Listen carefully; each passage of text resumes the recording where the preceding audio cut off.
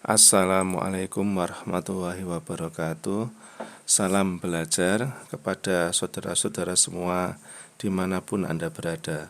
Semoga kita selalu dalam kebaikan dan selalu dalam perlindungannya. Terlebih dalam masa-masa sulit seperti ini di mana wabah sedang melanda negara kita.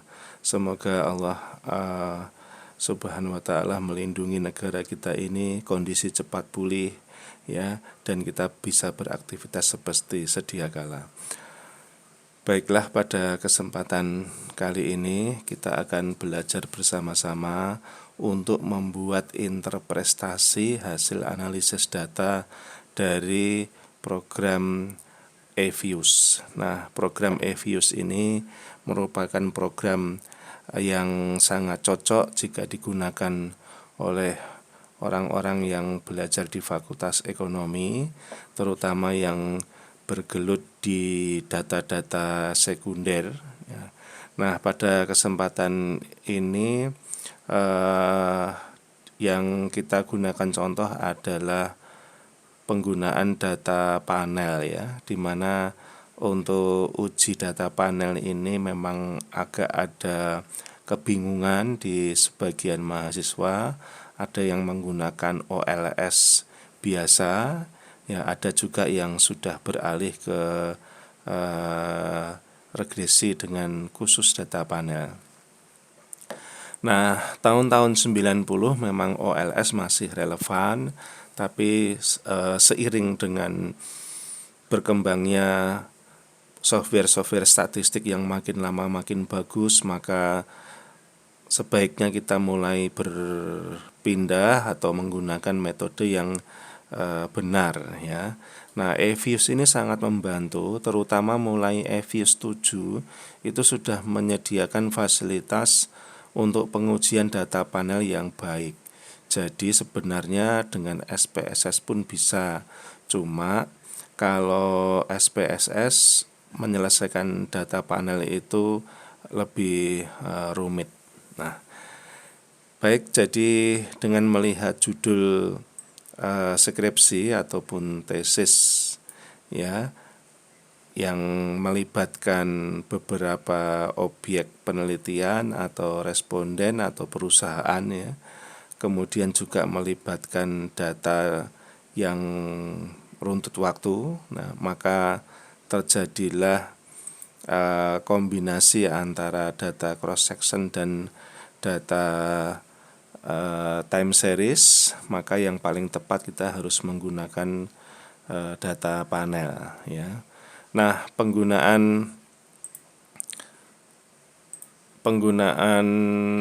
analisis data panel ini kita harus memahami ya bahwa ada 3 model yang akan kita uji, yaitu model common effect ya, di mana model common effect ini disebut juga dengan model pool ya atau pool model ya. Nah, model pool atau model common ini digunakan untuk menguji hipotesa model penelitian tanpa membedakan waktu dan kelompok data ya. Jadi OLS biasa.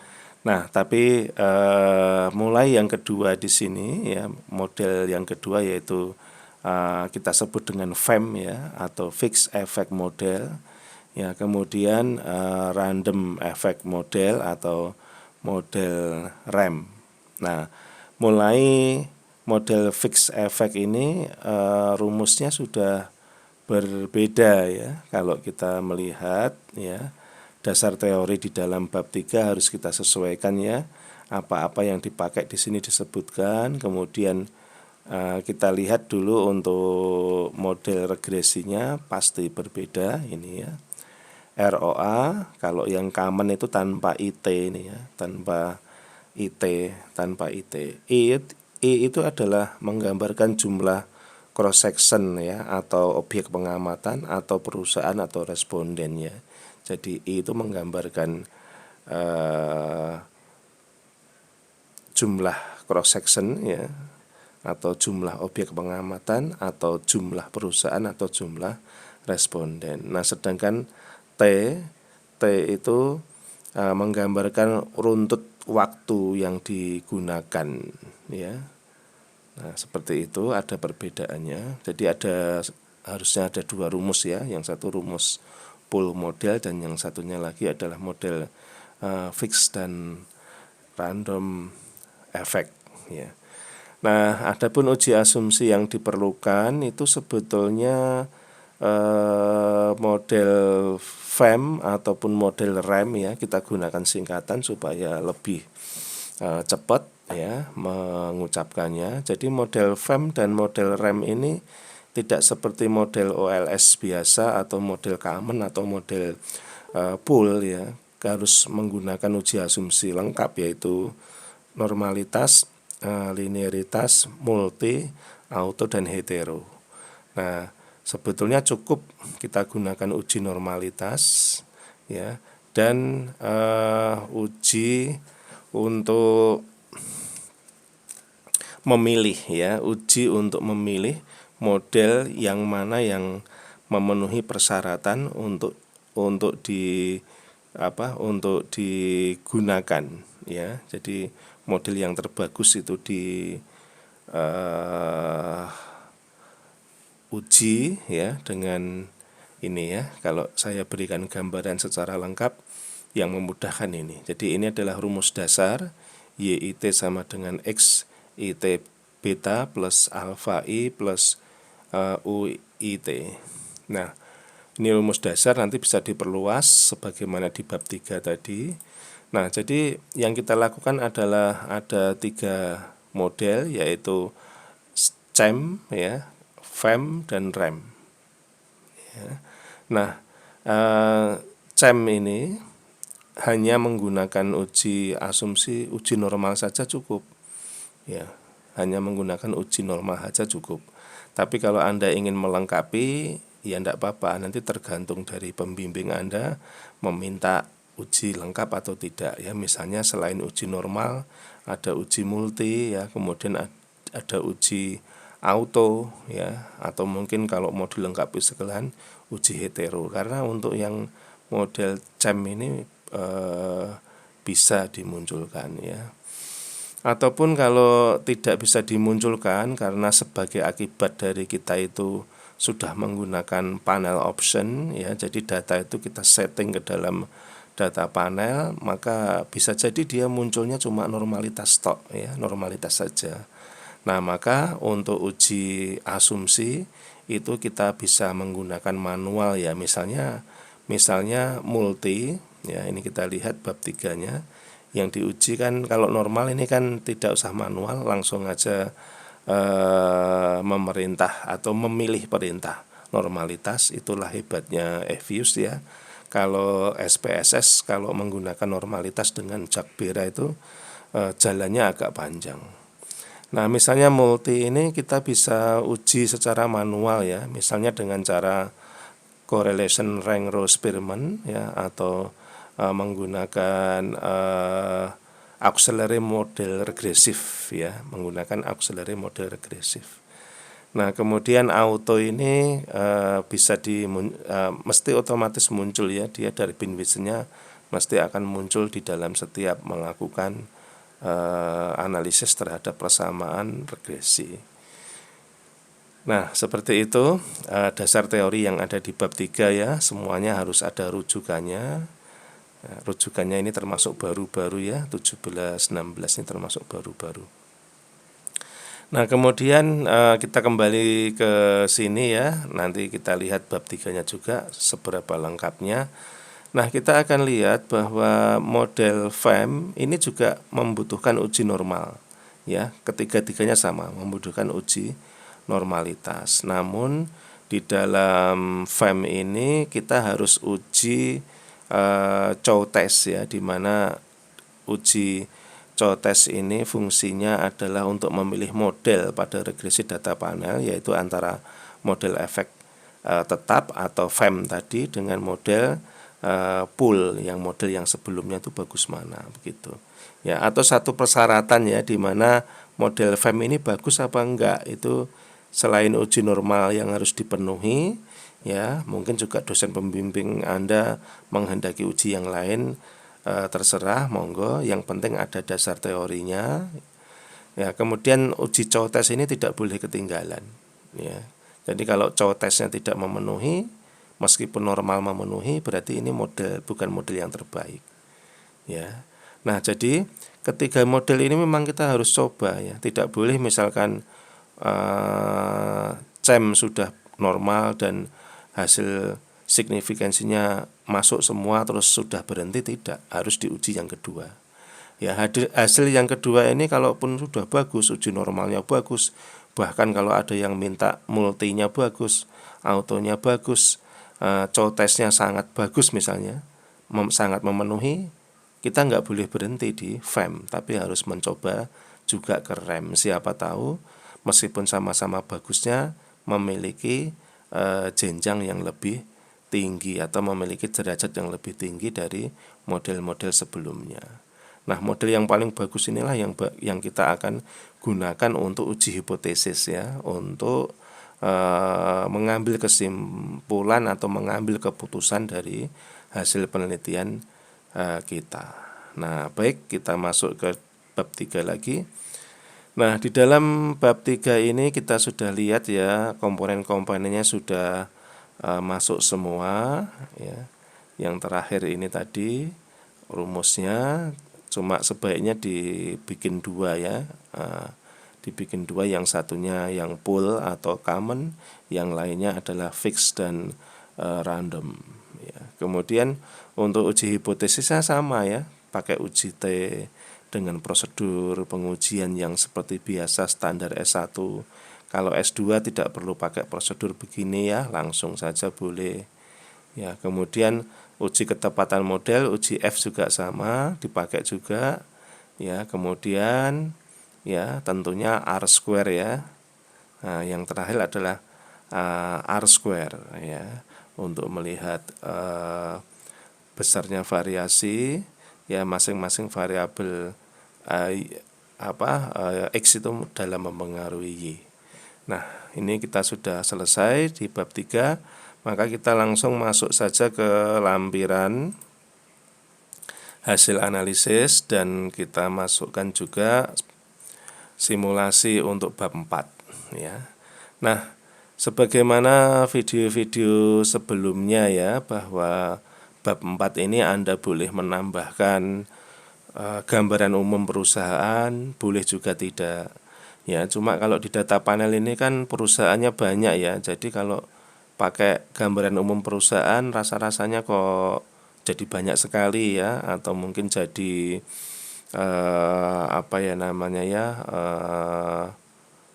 sesuatu yang tidak perlu begitu ya.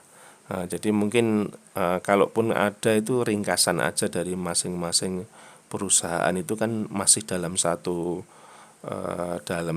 struktur atau dalam satu kelompok ya, atau dalam satu industri begitu ya.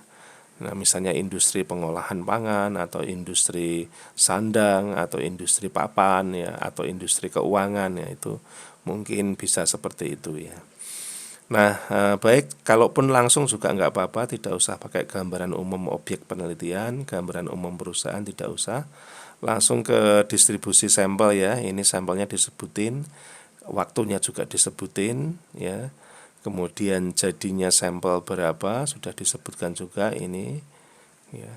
Nah, ini banknya yang diteliti ada 4. Nah, kemudian kita masuk, ini adalah mulai masuk hasil analisis data EViews ya, yang di dalam lampiran ini letaknya di belakang skripsi ya, di belakang skripsi atau tesis, di belakang sendiri setelah surat izin, ataupun mungkin setelah perhitungan-perhitungan tertentu ya, atau setelah daftar pustaka langsung ini boleh ya, karena data sekunder itu tidak terlalu ribet ya.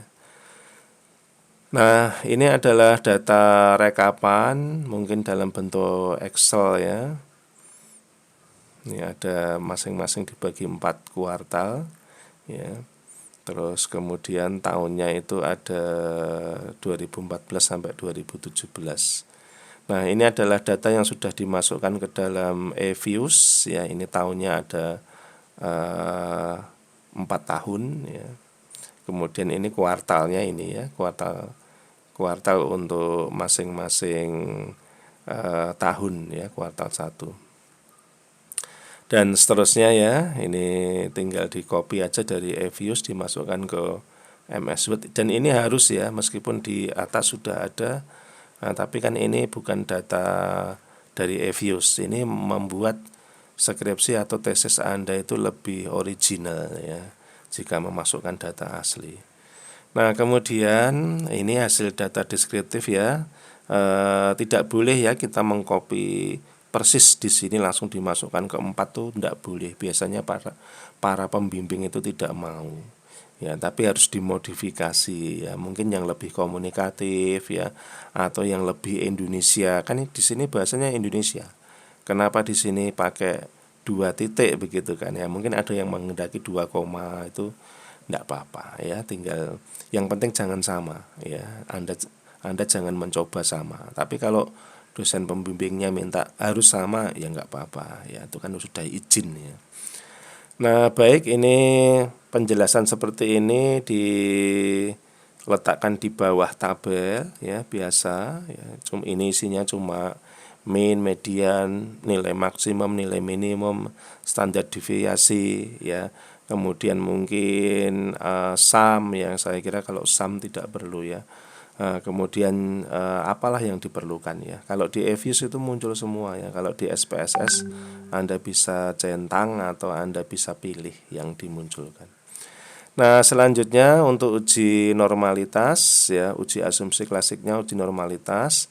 Nah, ini tidak langsung menampilkan uji normalitas ya, memang tidak urut, jadi harus dipilih ya. Ini data lampiran aslinya dari kawan kita ya, dari Fakultas Ekonomi Manajemen yang mengambil judul tersebut ya. Itu menyusun lampirannya seperti ini ya. Jadi dikelompokkan dulu hasil CEM, kemudian hasil FEM, kemudian hasil REM ya, kemudian hasil uji normalitasnya disendirikan. Hasil dari normalitas CEM, FEM, REM ya, terus dia uji multi dengan correlation ya. Kalau ini langsung ya, karena informasinya cuma sedikit kan, langsung ya. Nah, yang itu yang multi ya. Kemudian yang hetero, yang auto juga disendirikan. Nah, disendirikan begini. Terus yang terakhir adalah uji persyaratan Chow test dan Hausman atau likelihood and Hausman, itu disendirikan. Ini untuk FEM ya, Chow test itu untuk FEM ya. Kemudian yang Hausman itu untuk REM ya. Nah, kemudian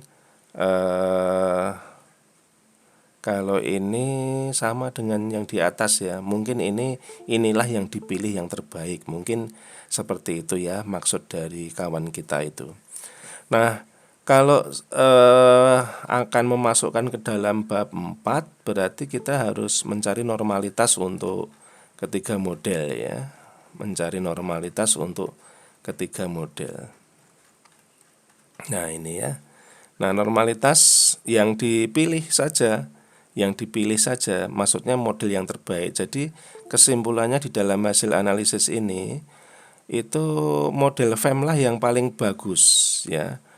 Kalau kita lihat dari uji normalitasnya saja sudah kelihatan ya. Coba kita lihat.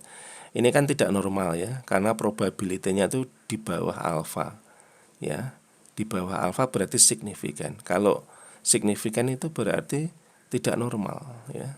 Masih ingat kan contoh saya di video yang sebelumnya tentang uji asumsi klasik normalitas, bahwa uji asumsi klasik itu tidak hanya normalitas ya. Semua uji asumsi klasik itu jika melihat dari probability itu harus yang tidak signifikan. Ya, sama seperti kalau ada seseorang yang masuk ke rumah sakit demam ya, kemudian akan diperiksa.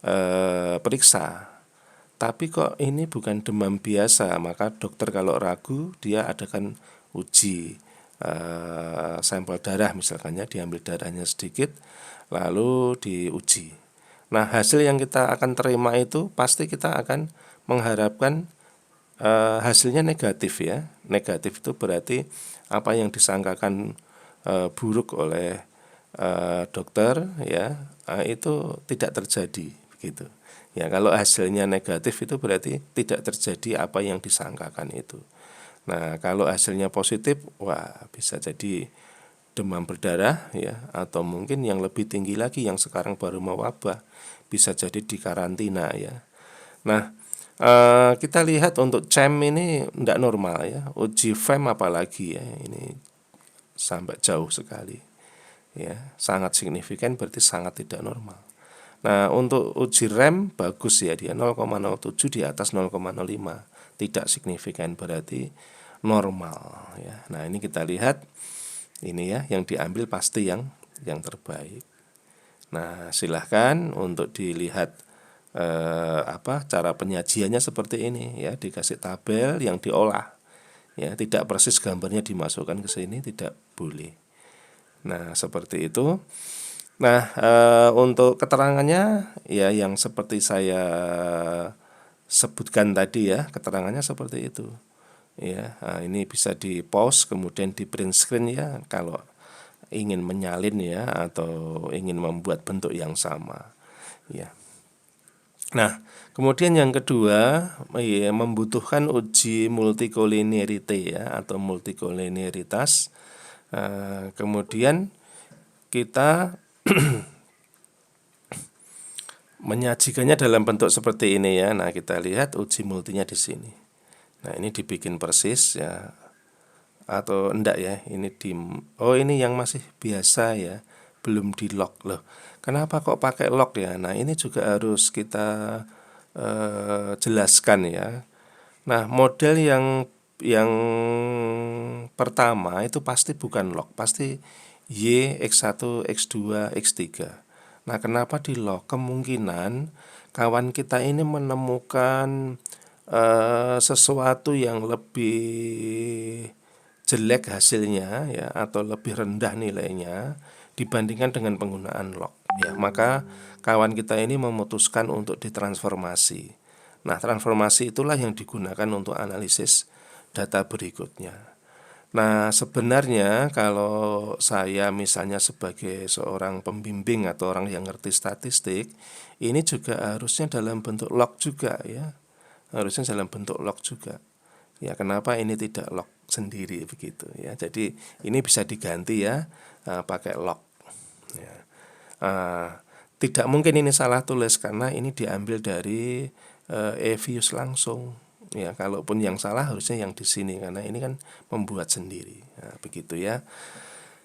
Nah, yang kita lihat adalah hubungan antar variabel independen ya, X1 terhadap X2 ini kan bagus ya. Maksudnya kalau tidak ada hubungan yang erat itu malah bagus ya. Nah,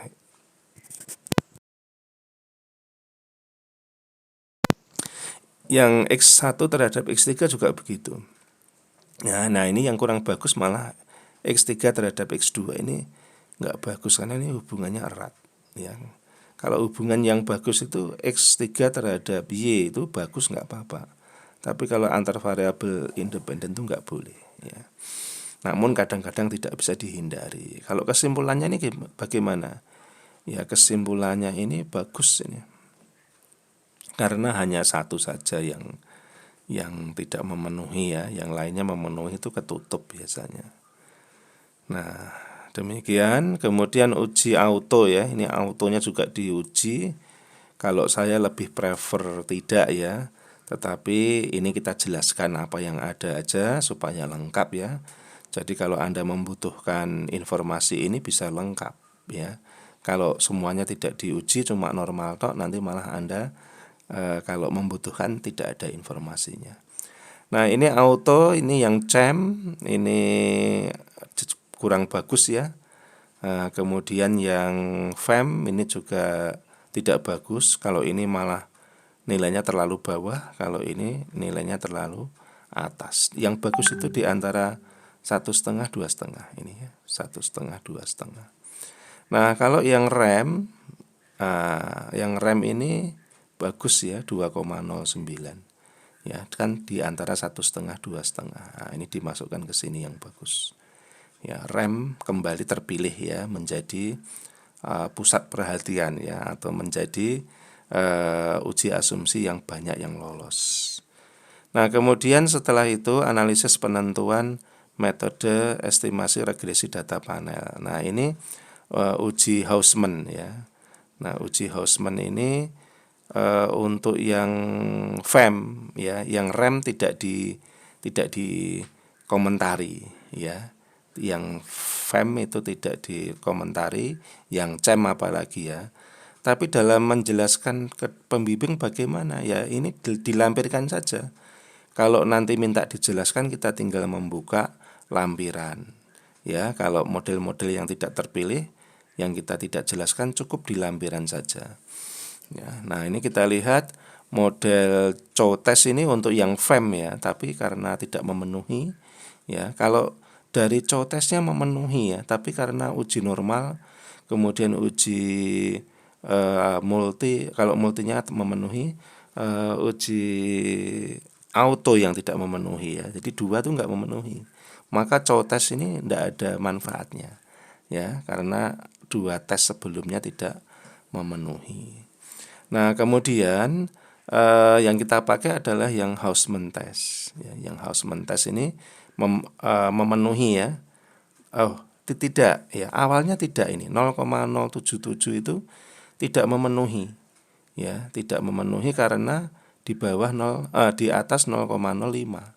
Yang bagus itu di bawah 0,05. Jadi nilainya chi-square statistik ini mungkin 9 gitu ya. Nanti dia baru masuk ya 10 ya 11 ya. Kalau 6,8 ini masih nggak masuk ini. Ya. Nah, itu tergantung DF-nya ya nanti ya. Tetap makanya kita lihat dari sini saja. Kalau di sini kan harus membandingin dengan chi-square tabel. Susah ya mencarinya. Nah, pakainya ini aja. Nah, ini di atas alfa berarti tidak signifikan. Nggak signifikan berarti Hausman testnya tidak memenuhi. Namun ya kalau kita melihat karena pertimbangan uji normalnya bagus, uji multinya bagus, uji autonya bagus, maka Hausman testnya ini pun tidak terlalu parah ya sebetulnya. Dia kan nggak signifikan di alfa 5%, tapi kan dia signifikan di alfa 10% ya kalau kita turunin. Ya. Nah, maka Hausman test ini kita terima. Maka sudah bulat keputusannya bahwa model rem itu yang terbaik. Ya, model rem itu model yang terbaik dan dapat digunakan untuk pengambilan keputusan. Ya, coba kita lihat dari sisi uji hipotesis ya. Tiga-tiganya kita akan lihat uji hipotesis di atas. Nah, ini ya. Nah, dari model CEM ini yang signifikan 2 ya. Nah, ini kan 0,003 ya, sama 0,000. Nilainya negatif ini menunjukkan arah saja ya, arah pengaruh. Ya, kalau X2 naik berarti Y-nya turun. Kalau positif itu kalau X1 naik, Y-nya naik. Masih ingat ya? Nah, ini 2 ya yang signifikan. Kalau yang model FEM itu cuma 1 ya, malah turun. Ya, malah turun. Ya, tapi arahnya sama. Ya, arahnya masih sama. R square-nya lebih tinggi. Ya, tapi ini tidak ada gunanya jika ya, malah justru ini bisa jadi ini model yang kurang baik karena R square-nya sangat tinggi tetapi hanya 1 yang signifikan. Ya. Nilai F-nya juga tinggi sekali ya, 46. Ya tinggi gitu aja, nggak pakai sekali ya. Ya. Nah, kita lihat yang FEM ya, lihat yang FEM itu signifikannya 3 ya. Ini signifikan di bawah 0,05, ini di bawah 0,01 ya, lebih hebat lagi ini. Nah, yang ini memang tidak signifikan di alfa 5%, apalagi 1 ya, tapi 10% masuk. Ya, berarti ini tiga-tiganya signifikan. Ini bagus ini ya. Jadi FEM itu sudah banyak memenuhi persyaratan ya. Kecuali 1 di Hausman agak lemah, tapi nggak apa-apa, bisa dimaklumi. Nah, jadi dari sisi pengambilan keputusan atau uji hipotesis, FEM ini paling memenuhi ya. Nah, selanjutnya ya, jadi tadi yang FEM tadi, nilai Houseman testnya diturunkan ya, jangan dibandingkan dengan 0,05, nanti tidak signifikan. Anda bandingkan saja dengan yang 0,10, ini alfa yang lebih rendah.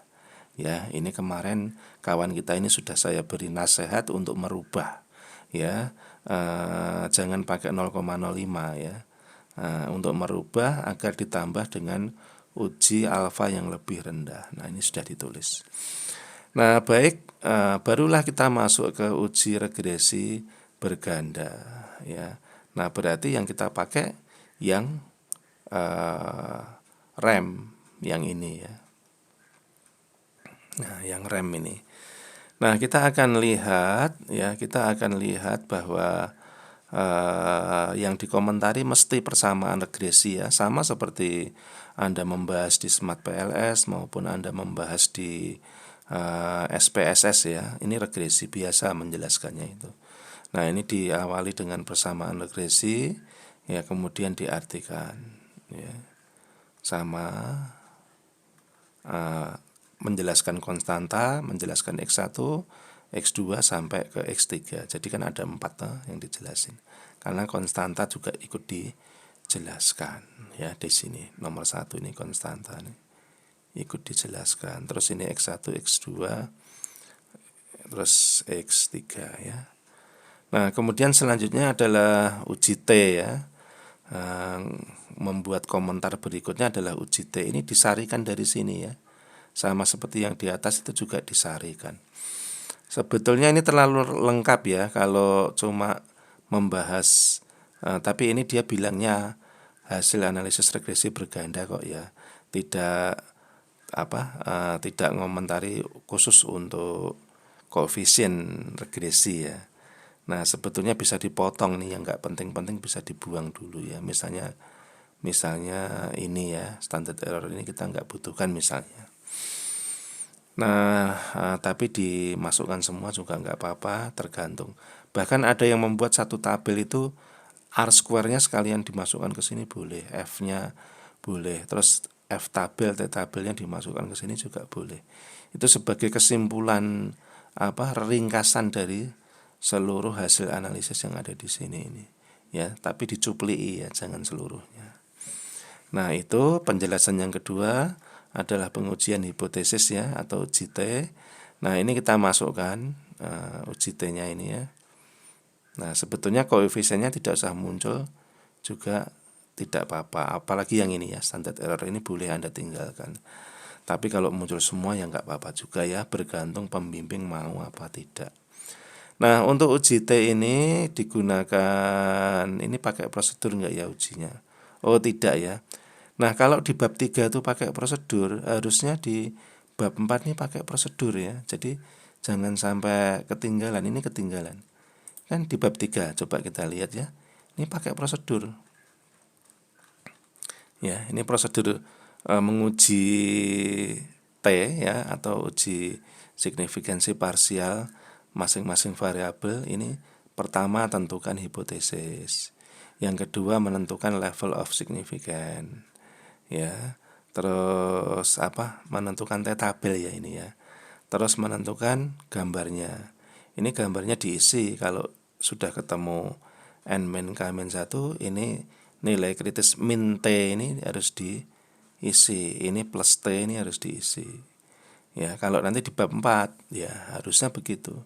Nah, ini rumusnya nanti di bab 4 udah nggak muncul, langsung T hitung dibantu oleh views, nanti munculnya apa, baru kesimpulan.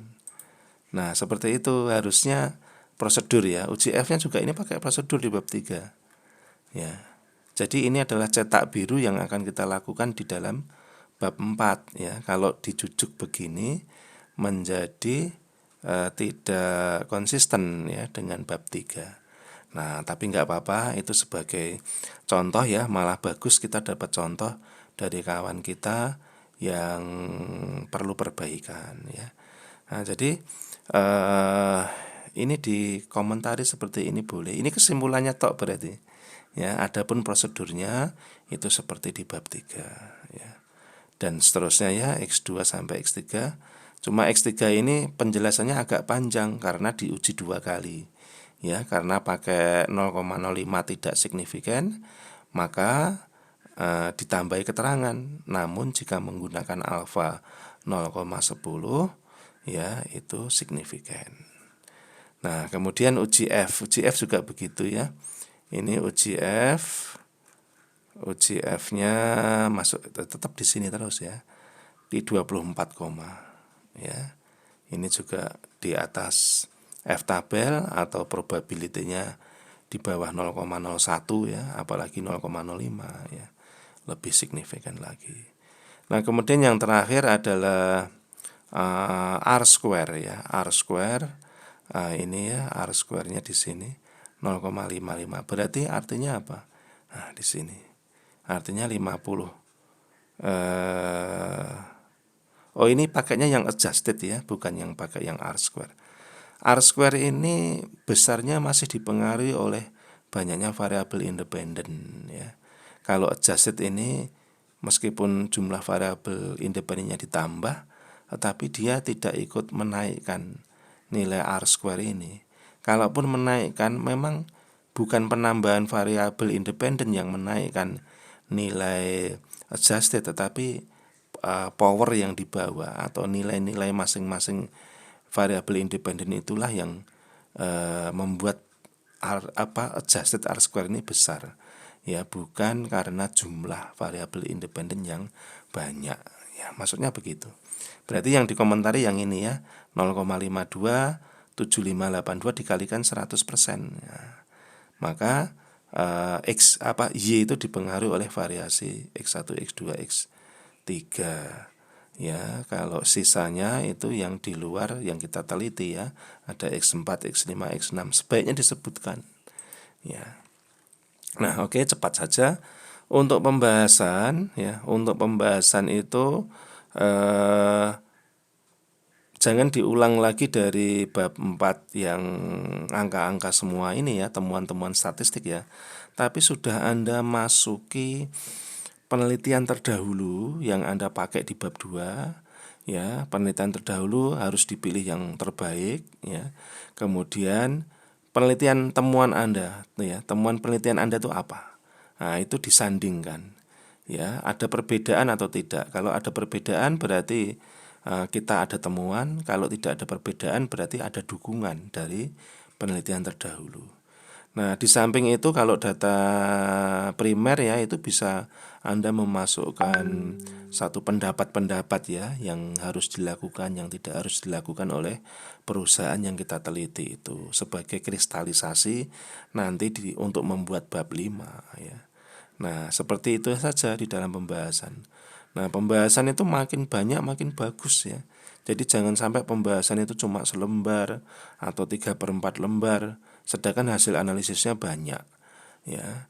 Maka berarti pemikiran kita itu belum banyak masuk di dalam pembahasan itu kalau cuma sedikit ya. Jadi kalau hasil analisis yang di sini ini misalkan 15 lembar ya, yang di sini ini misalnya 15 lembar, di pembahasan paling tidak Anda 3 atau 4 ya.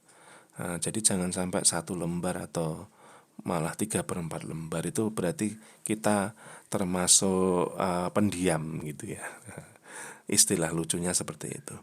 Nah, baik saudara-saudara, ini yang terakhir adalah kalau kawan kita ini menyusunnya dalam bentuk kelompok-kelompok ya. Kelompok uji analisis hipotesis dulu, lalu uji normalitasnya juga didewek-dewek kayak seperti ini ya, disendiri-sendiriin ya. Istilah bahasa Jawa seperti itu, didewek-dewek kayak, dikelompok-kelompokkan, disendiri-sendirikan. Ini juga begitu ya, uji auto khusus uji auto semua. Tapi ada bentuk yang lain ya, misalnya Anda bisa menyusun seperti ini. Ini kalau saya ilustrasikan seperti ini. Jadi disusun satu set ya, tidak disendiri-sendirikan ya. Mulai dari sini ya, misalnya ini common effect. Common effect ini kita regress ya dengan menggunakan OLS biasa, lalu langsung uji normalnya di sini untuk common effect ya. Uji multinya juga langsung di sini, uji autonya langsung di sini, kemudian uji setelah itu berpindah ya, karena ini ujinya kan lebih sedikit kalau OLS. Nah kalau FEM itu lebih banyak ya. Ini uji hipotesisnya, ini uji normal, kemudian multinya sama, lalu ini uji autonya, dan yang terakhir adalah cow testnya. Jadi satu kelompok disendirikan, satu set ya, satu set. Nah monggo nanti yang membuat lebih mudah model lampiran 1 atau model lampiran 2 ini. Nah sekian, terima kasih sudah mencukupi, mudah-mudahan bermanfaat. Assalamualaikum warahmatullahi wabarakatuh.